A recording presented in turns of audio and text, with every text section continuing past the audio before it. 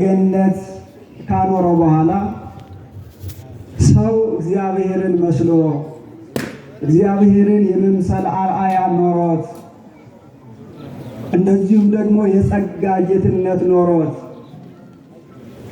በገነት የሚኖር በዚያም እንዲኖር የተሰጠው ሆኖ ቢሾምም የአምላኩን ሕግ አክብሮ መኖር ስላልተቻለው የአምላኩ መልክ በላይ ያለው መልኩ ቢታይም እንኳ ነገር ግን እንዳይታወቅ ሆኖ በሱ ላይ ጠቁሮ ጠልሽቶ ነበር። በዚህም ምክንያት ሰው ተጎድቶ ነበር። ከብሮ የነበረው ሰው ከተጎዳ በኋላ የተጎዳውን ሰው እግዚአብሔር ለማዳን፣ ለማንሳት፣ ለመፈወስ ባጭሩ ሰው ሆነ ማለት ነው። ሰው ሆነ። በዚህ ዓለም 33 ዓመት ከ3 ወር እየተመላለሰ አደገ።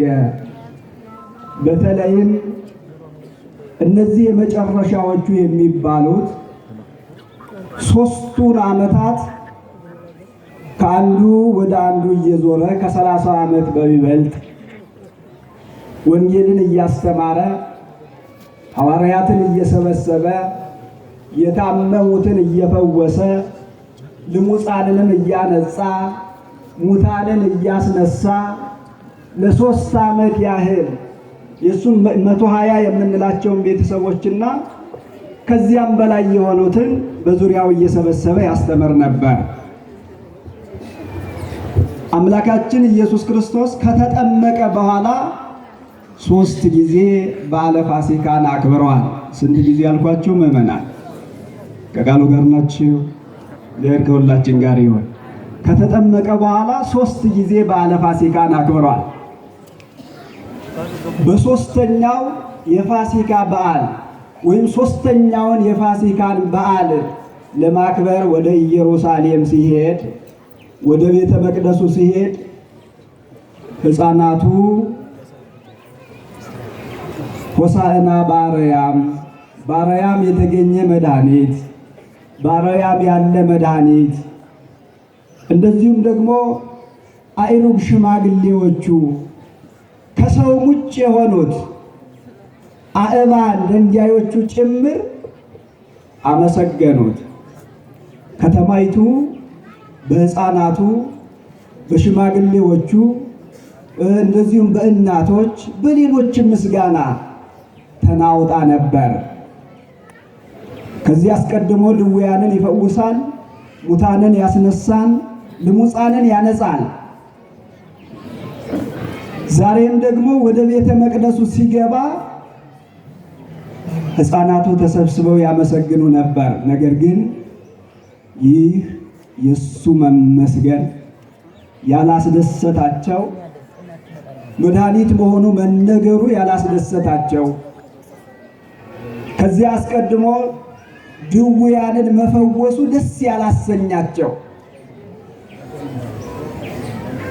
ድውዩ ከመፈወሱ ይልቅ ስለተፈወሰበት ዕለት የሚያሳስባቸው በቤተ መቅደሱ ውስጥ የሚኖሩ በዚያ ደስተኛ ያልሆኑ ሹማምንት ነበሩ።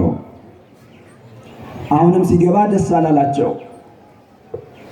ሰው ሁሉ በሱ አመነ፣ እሱን ተከተለ። መምህራን የሚለን አጣን፣ የሚያከብረን አጣን። በዚህ ብቻ ሊገሉት ይሹት ነበር ማለት ነው። ምን ሊሉት ይሹት ነበር አልኳችሁ ምዕመናን? ምን ሊሉት? ምን ነበር ያደረገው? ሙታንን ማስነሳት፣ የታመሙትን ማዳን፣ መፈወስ፣ መናገር የማይችሉት ሕፃናት እንዲያመሰግኑ ማድረግ የሚያስገድል ነበር? የሚያስገድል ነበር ምዕመናን? አያስመሰግንም ነበር? ብዙ ጀግና የሚያስብል ስራ እኮ አለ። ይሄ ከዚያ በላይ የሆነ ተአምር ነው። ማዳኑ ጭምር አላስደሰታቸው ሆኖ ሊገድሉት ይሹት ነበር ማለት ነው። በአጭሩ ይህንን ፋሲካ አክብሮ በጋ ፋሲካውን ተመግቦ እንደዚሁም ደግሞ የብሉይ ኪዳንን መስዋዕት አሳልፎ አዲስ ኪዳኑን ተክቶ በጌቴሴማኒ በሚጸልይበት ጊዜ በዚያ ያልተደሰቱ እሱን የሚይዙበትን ምቹ ጊዜ ሲሹ የነበሩ ኃጢአት ተገኝቶበት ሳይሆን ጥቅማችን ቀረብን ብለው ያሰቡ ምቹ ጊዜውን ይሹለት የነበሩ እነዚያ ሹማምንቱ ያን ጊዜ የተመቸ ጊዜ ሆኖ አገኙት ማለት ነው።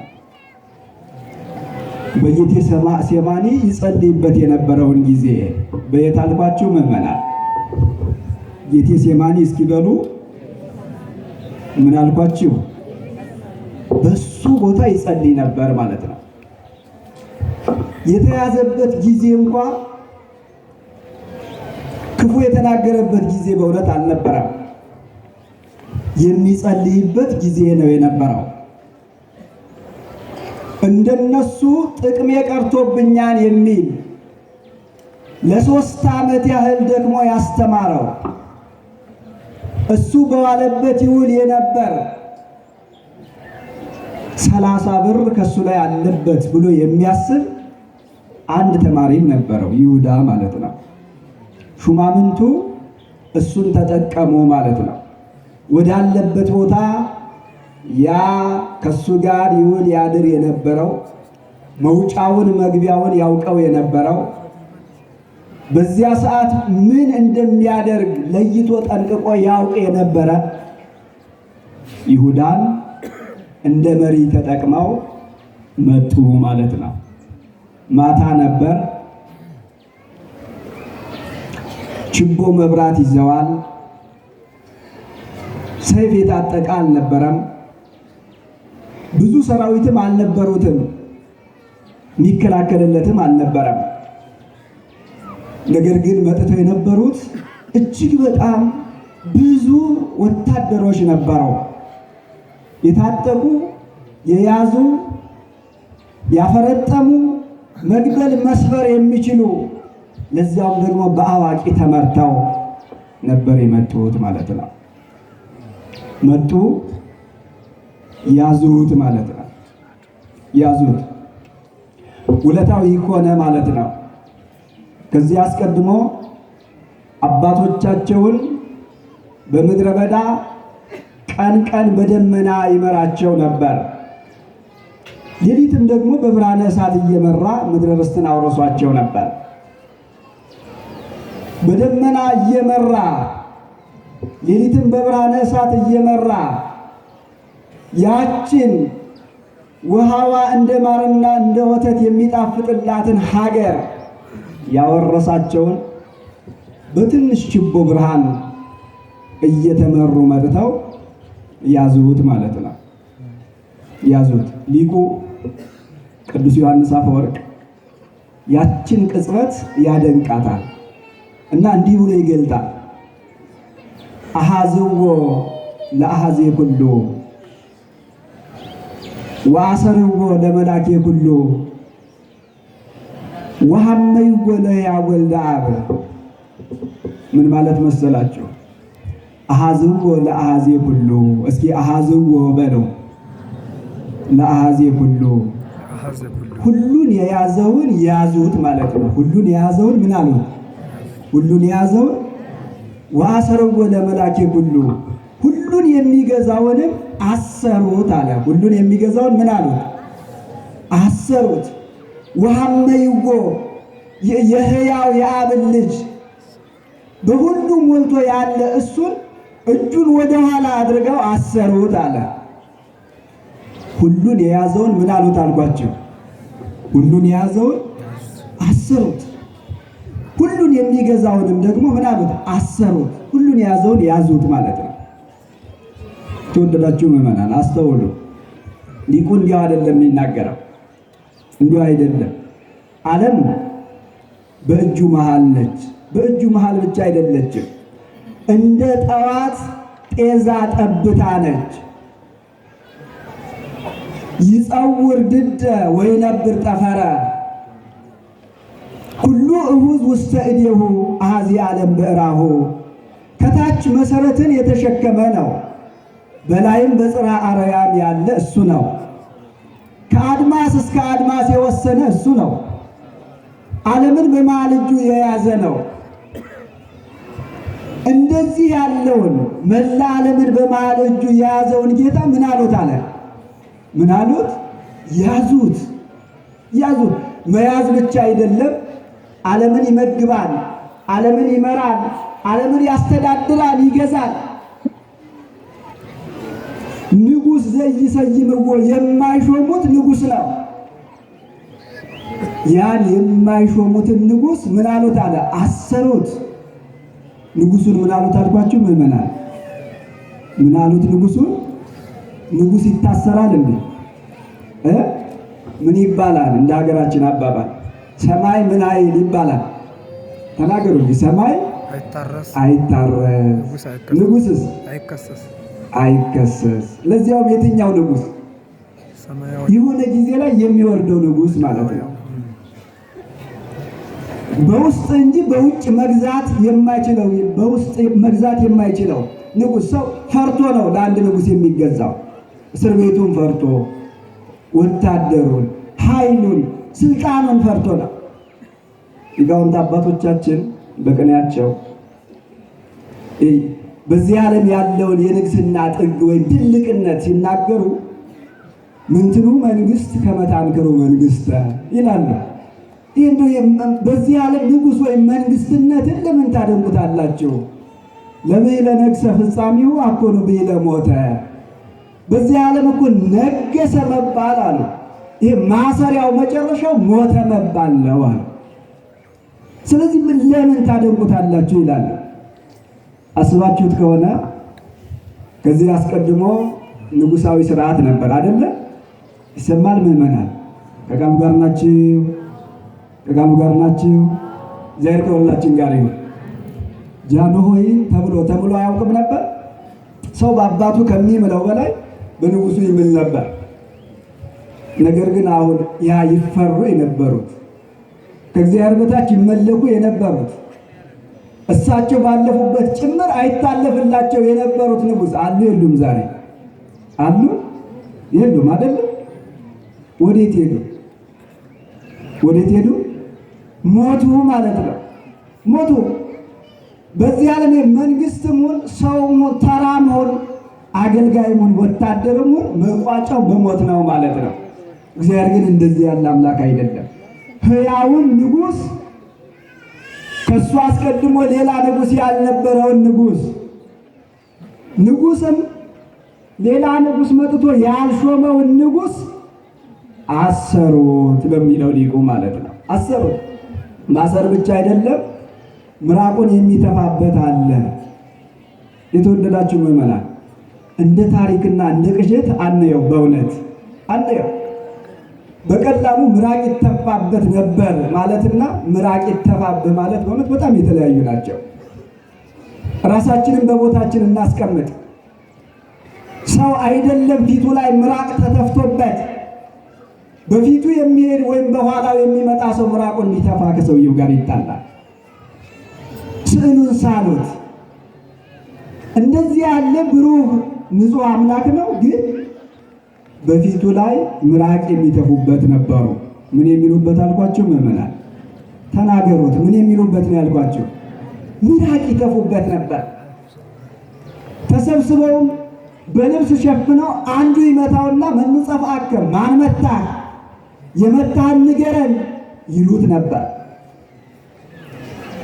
አንዱ በፊት ወደፊት ይስበዋል፣ አንዱም በኋላ ወደ ኋላ ይስበዋል።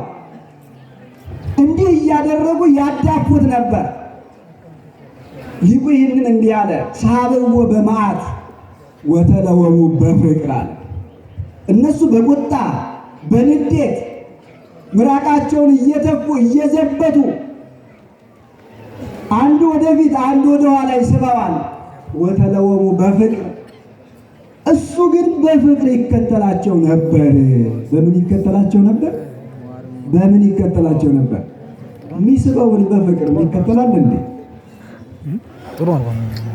አስተያየቱን ጭምር ካልተመቸን እኮ ሰላም አደርክ የጸም ምልክት ይሆናል። በእውነት እግዚአብሔር ይመስገን ከማለት ይልቅ ምን አገባህ ልንል እንችላለን። እየገፉት እያዳፉት በምን ተከተላቸው አልኳችሁ? በፍቅር ተከተላቸው። ያን ጊዜ ሐዋርያት ጭምር የሉ። አብረን እንሞታለን ሲሉ የነበሩት የሉም። አምስቱን እንጀራ ሲያበረክት የነበሩት የሉም። ብዙም ከሱ የተማሩት የሉም።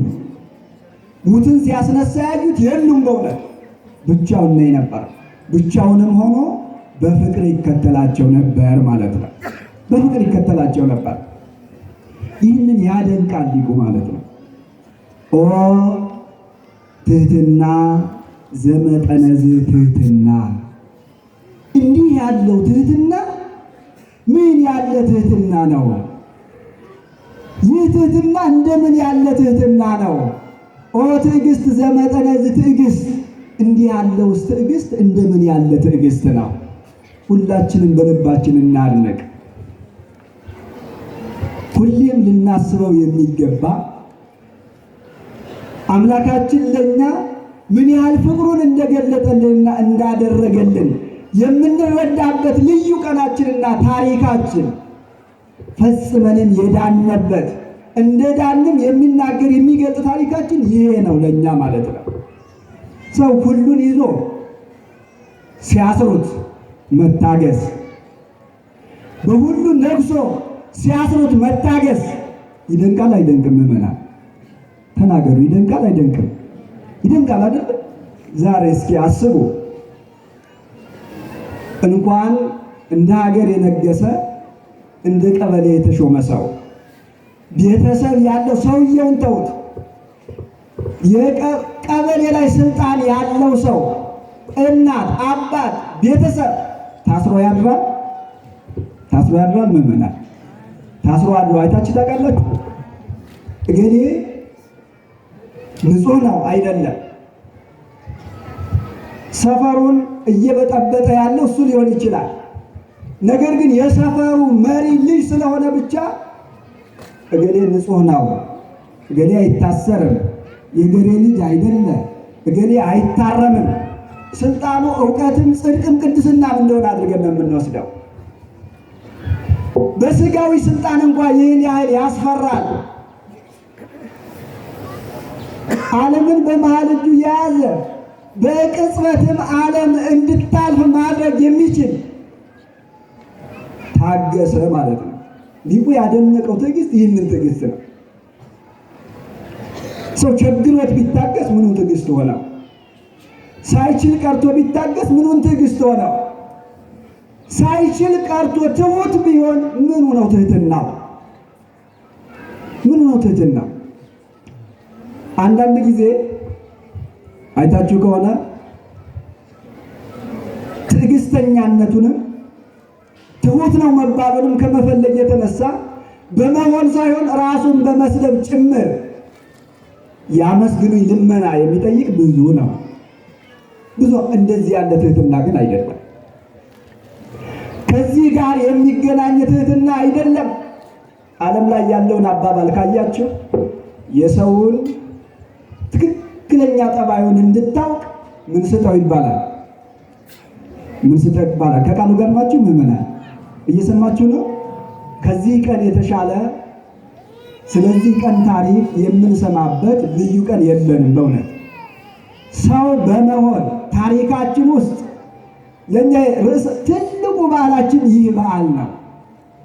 እንደዚህ ነጭ ለብሰን እንድንሰበሰብ ይረዳንም ይህ ነው እና በትክክል እንድንከታተል አሳስባለሁ፣ በእግዚአብሔር ስም ማለት ነው።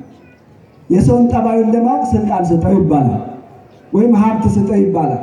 እስከዚያ ድረስ ያለው ጠባዩ የእሱ ጠባይ አይደለም። ከማጣቱ የተነሳ የወለደው የተሸከመው ጠባይ ነው ማለት ነው።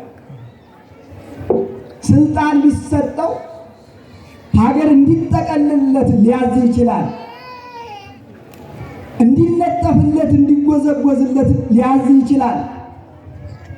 እግዚአብሔር የማያልፈውን ስልጣን የያዘ ሆኖ እንዲህ ሲሆንበት ሲታገስ ይህንን ትዕግስት ሊቁ አደነቀ። ይህንን ትህትና ሊቁ አደነቀ ማለት ነው። ሊቁ አደነቀ። ሁሉን የሚይዘውን መያዝ ብቻ ሳይሆን ሁሉንም የሚገዛውን ማሰር ብቻ ሳይሆን እንዲፈረድበት ይሄ የውሸት ምስክሮች አሉ። ከጊዜው ጋር አብረው የሚነግዱ ሲመስላቸው ብቻ አሁን ጥቅማችን ይከበራል ሲሉ ብቻ በዚህ ሰዓት ይህን እናገኛለን ሲሉ ብቻ አንደበታቸውን የሚከፍቱ ከእውነት ጋር የማይሄዱ አሉ አይደለም? ተመረጡ ማለት ነው።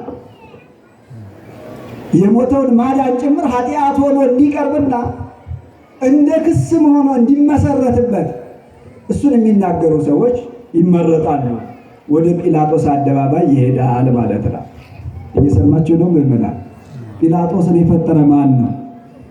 ጲላጦስን የፈጠረ ማን ነው? እግዚአብሔር ነው አይደለ?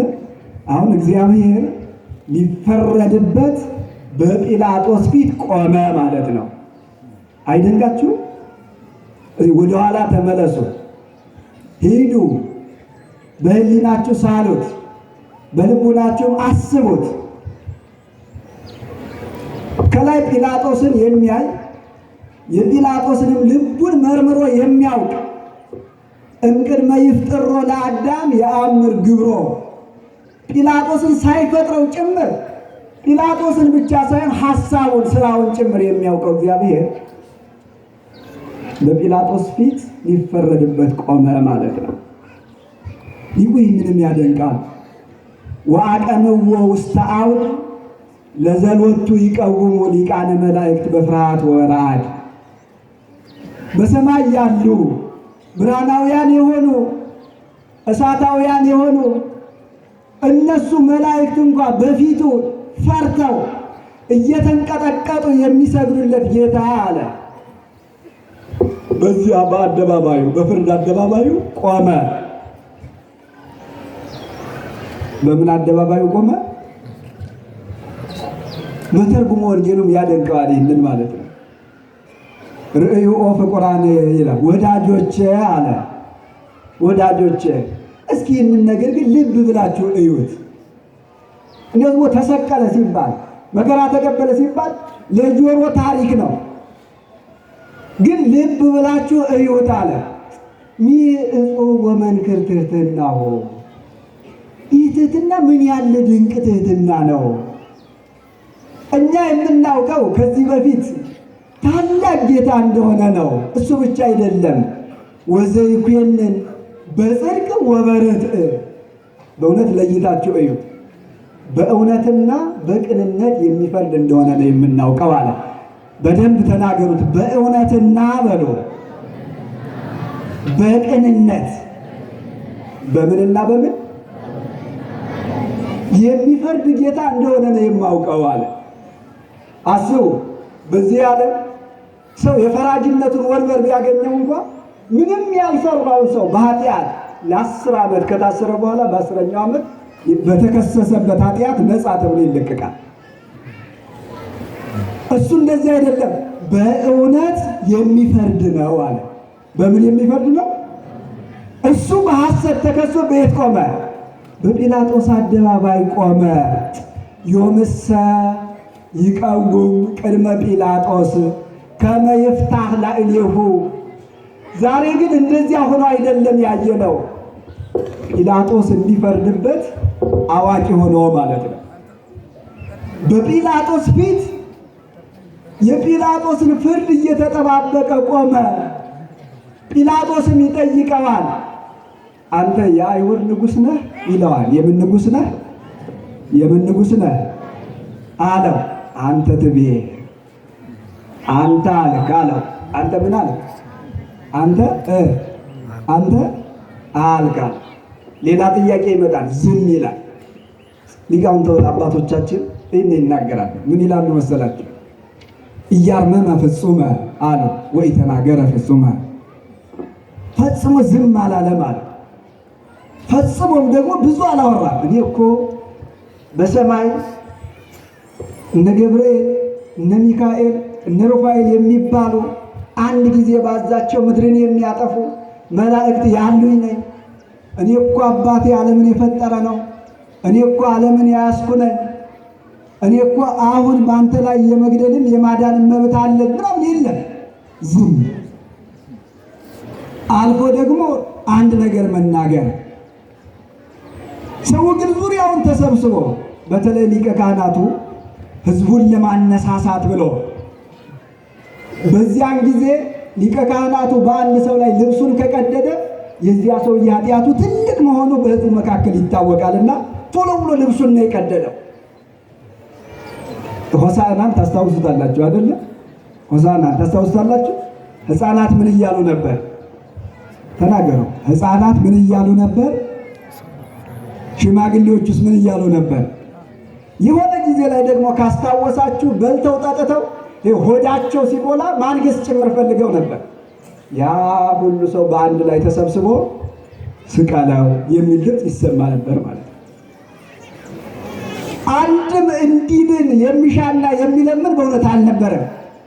ያ እንደዚያ ሲምል ሲገዘት የነበረው ጴጥሮስ ጭምር በሩቅ ሆኖ ነበር የሚመለከተው። እየሰማችሁ ነው ምዕመናን?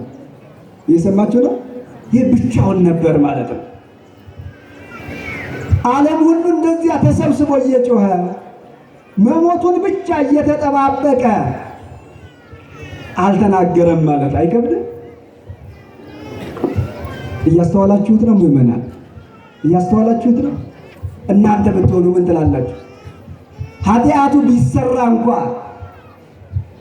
እኛ ለሞት የሚያበቃ በደል ቢኖርብንም እንኳ እኛ ራሳችን በራሳችን ስራ መዳን ባንችል ከዚህ አስቀድሞ የነበሩ ባለ ታሪክ ቤተሰቦቻችንን ማንሳታችን አይቀርም። በእውነት እኔ የሀገር መስራቹ የእገሌ ልጅ ነኝ፣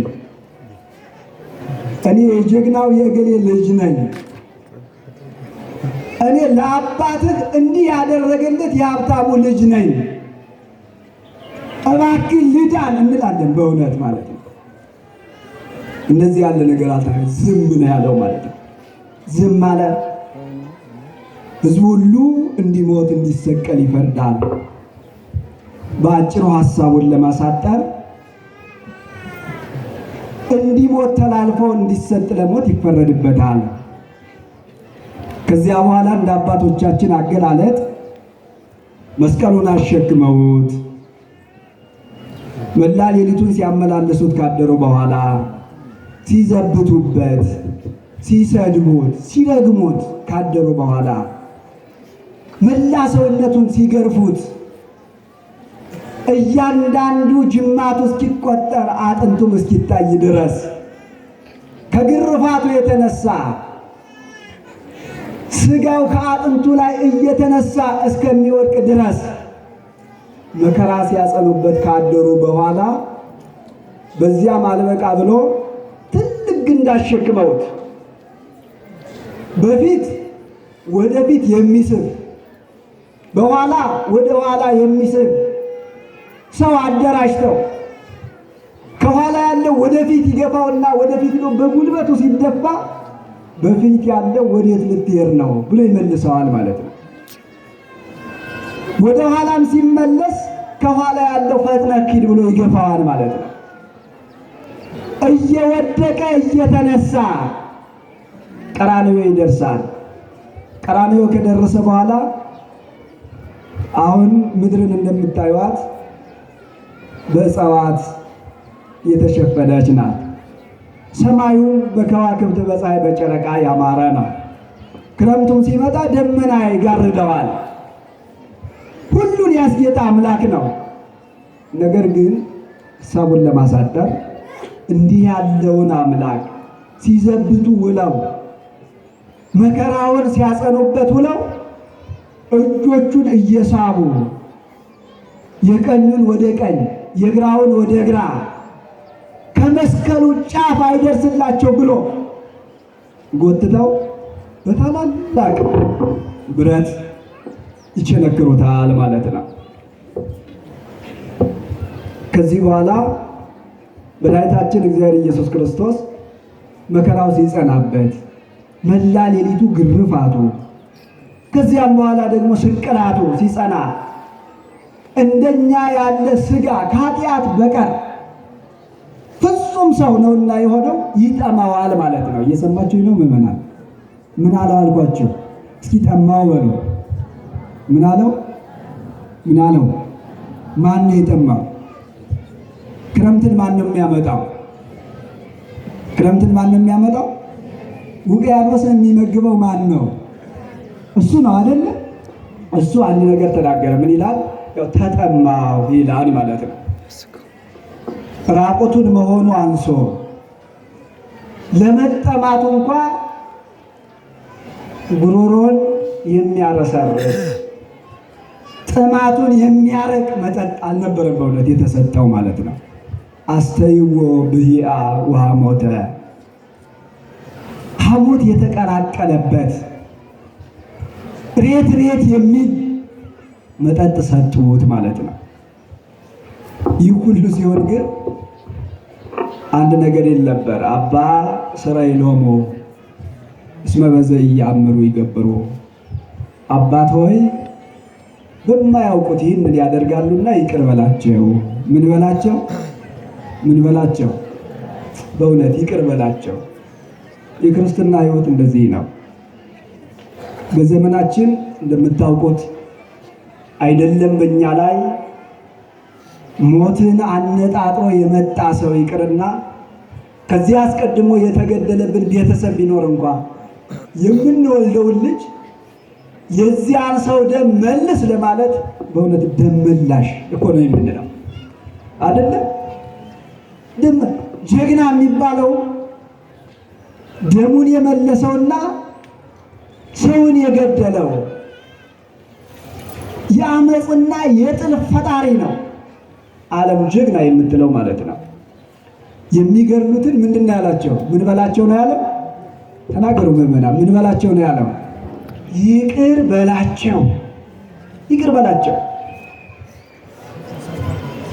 የክርስቶስ ሕይወት ወይም ደግሞ ዕለተ ዓርብ ወይም ደግሞ መከራ መስቀል በትልቁ እግዚአብሔር ለእኛ ለፍጡራኑ ለሰው ልጆች ያለውን ታላቅ ፍቅር የገለጠባት ዕለት ኅሪት የተመረጠች ዕለት እግዚአብሔር የእግዚአብሔር ቃል ብትሆንም እኛ ግን ከዚች ቀን ልንማር ይገባል ማለት ነው።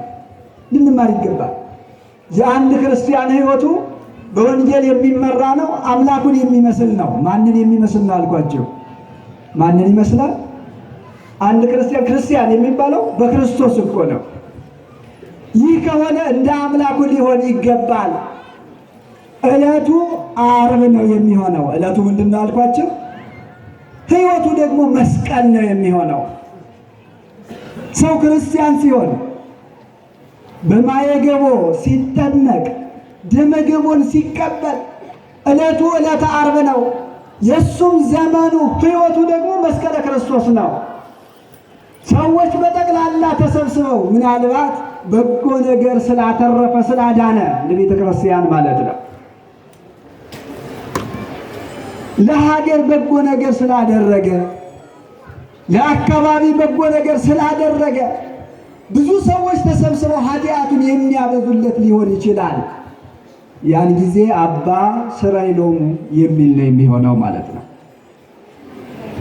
ከ6 ሰዓት የተሻለ ዓለም ላይ የብርሃንና የሙቀት ልክ የለም። የዚች ዓለም የብርሃኗና የሙቀቷ ልክ መጨረሻ 6 ሰዓት ነው፣ ረባዋት ይባላል ማለት ነው። በእጅጉ በትልቁ ብርሃን የሚሰጥበትና ሙቀት የሚገኝበት ሰዓት ሊጨልም ይችላል ማለት ነው።